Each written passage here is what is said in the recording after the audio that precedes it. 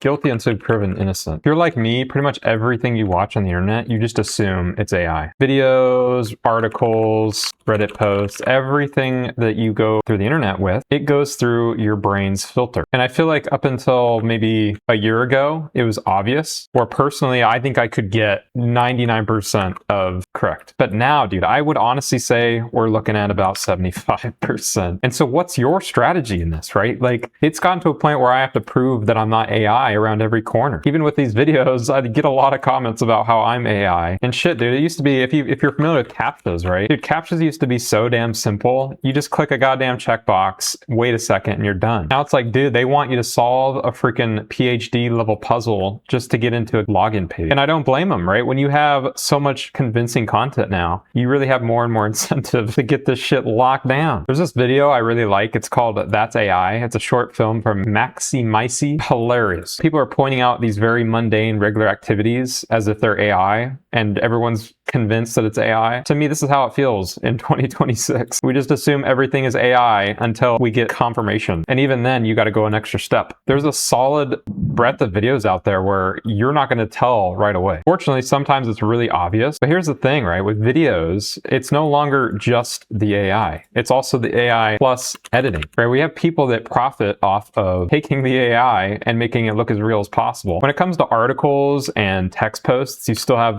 the coveted M dashes. Over verbosity, I feel like is still a thing. Exhaustive words that you would expect most people aren't using on a daily common basis, you'll see in these posts. So it's almost flipped, right? It's gotten to a point where videos have become so much more realistic. Posts really haven't changed too much, right? I think we've hit a kind of wall. They always say the last 20% of something is the hardest. It feels like to me, we've reached that 20% gap when it comes to AI text, where it's just really hard to break through. And we're just now becoming to the point of reaching the 80% with video. I think everyone is familiar with the dead internet theory. I'm not going to go into it in depth because if you've already heard it, you're tired of hearing about it. But basically, it's a theory that the entire internet is just a bunch of fucking bots. And a common trend I've seen is people purposely avoiding AI-like habits. And it's kind of how I was saying, we're guilty until proven innocent. We're trying to go out of our way to make it seem like we're not AI now, right? AI is very much a proper communicator. Never see a sentence where it just omits the proper capitalization. As I mentioned earlier with the M dashes, common thing too you'll see is emojis. Pretty much if you go down this entire list of top GitHub repos, every one of them you'll see emojis before every portion. So you try to avoid using things like emojis, which I used to love emojis. There's this great article from the BBC from Thomas Germain, and he starts by saying how convincing AI is. I think we're all familiar with deepfakes, and I would argue deepfakes are still better than traditional AI, like raw output from AI. But when you combine the two, right? When you combine a deepfake and then also add some AI into it, dude, you're at another level. Now, the article creator kind of tainted the test a little bit because he made a big deal about the test. He told his aunt to call his AI or not, which I think if somebody came to me and said, hey, is this AI? I'm instantly going to start being skeptical. And so, of course, the aunt was pretty skeptical. But the fact is, right, this skepticism is engraved in our brain now. We no longer trust our guiding star to be 99%, remember? But now it's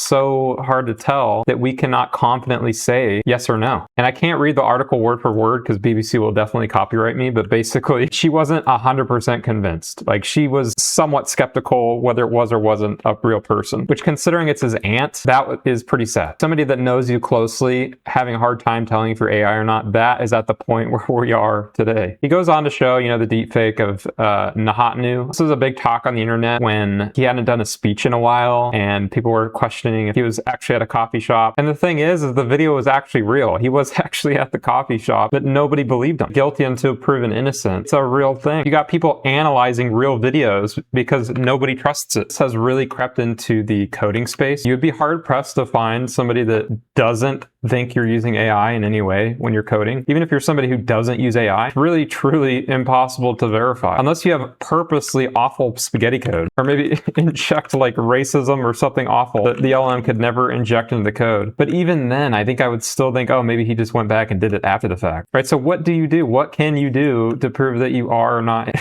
AI at this point? They have these detectors online. I've never tried them. I'm almost certain they're bullshit, but if you've tried one, please let me know if it's actually good. Supposed to be able to tell if it's AI. I don't know how it would do that. The only thing that comes to mind is maybe it's like checking against similar code bases, but even then it's like, is that really a reliable way. And like an argument I see, this one's from 3 years ago on Reddit. He says, oh, AI usually plagiarizes code that they suggest. But the thing is humans do this too. So even, a Stack Overflow post, you might have taken something from. It doesn't mean technically that's AI. But he does give a good point that if this were the case, you really have to know enough about code to make it convincing. But at that point, you're probably, if you're actually making a meaningful impact on it, you're probably also impacting maybe the efficiency of it or the readability of it, right? If you pull some God code off Stack Overflow, do you really want to make it worse just to prove you're not AI? Now, the only thing I've been able to think about that is reliable when it comes to detecting AI, if you have a track history of a person, you can get a lot of information from it. Like if I see that your GitHub went from shitty web app, freaking full scale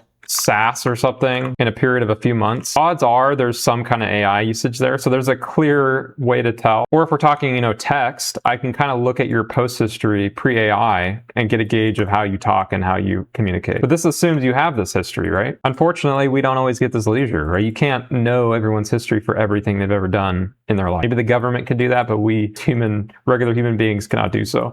We've also always had these AI detectors when it comes to writing. I know professors use this in school, and the unfortunate part is you can't even trust these, right? Assuming we don't have a history to go off of, we then have to take their output raw and put it into this detector, which let's say this detector is 99% accurate, which is not going to happen, by the way. I don't think there's anything this accurate when it comes to AI detection. But if it were, let's say it was, you can never trust that 1%. You wouldn't be able to get away with this in a school scenario because you're not going to fail a student just off of a chance. And so at some point, you as a human would have to come in and decide on that. And in reality, these detectors are what, 90%? Probably less, probably much less. Let's be honest, 70%. And I know YouTube has released AI detection for their platform. Somehow it doesn't work because I'm all AI. This talks about, YouTube is where the world comes to understand the events shaping their lives, from breaking news to the debates that drive civic discourse. As AI generated content evolves, the individuals at the center of these conversations need reliable tools to protect their identities. So this one, it kind of goes through, content ID. I think we're all familiar with this, where creators can basically generate a unique ID for their videos, which it compares against. In this case, it's for likeness. And this is a really new system, so we don't know much about its accuracy at this point, but there's always risks involved with this, right? What if you have a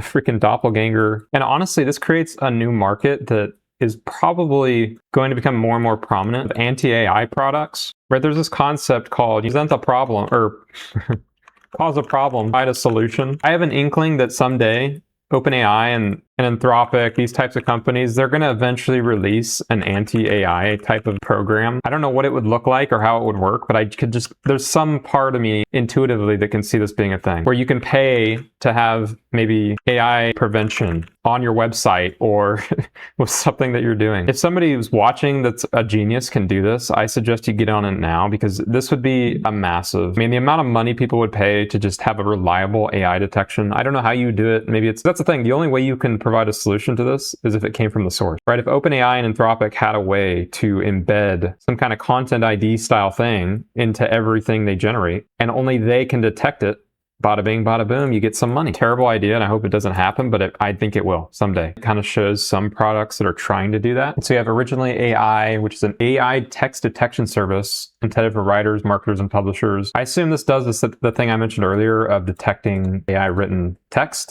Which looks like they offer a few tools. And so this one can detect deepfake and a few other things. So there's definitely a market out there and there's people trying to tackle it. But I think the hardest barrier here is going to get people to trust it enough to make it like an actual barrier. Because if we think of ourselves as like a business owner, at the end of the day, what do we want? We want money, right? Okay. And so we have to evaluate, is this anti-AI layer going to increase our money or decrease our money? And assuming, it's a good price, like let's say it's not $1 million bajillion dollars, let's just say it's a $20 a month fee. Technically, all this does is potentially take away customers, right? Depending on your service, I guess, right? If you can't envision too many cases where it's beneficial. I guess if your service is something that spends money per user, like a content platform or somewhere where every user actually costs you money, then I can see this making sense. But if we're talking about anything else, it's not very commonly beneficial. And so while I like the idea of this market, I don't know how beneficial these tools could possibly be. But it's cool that we're starting to see this kind of a thing come up. And I hope that someone figures this out. Or maybe there's somebody out there that has a way to fight fire with fire, an AI to fight AI.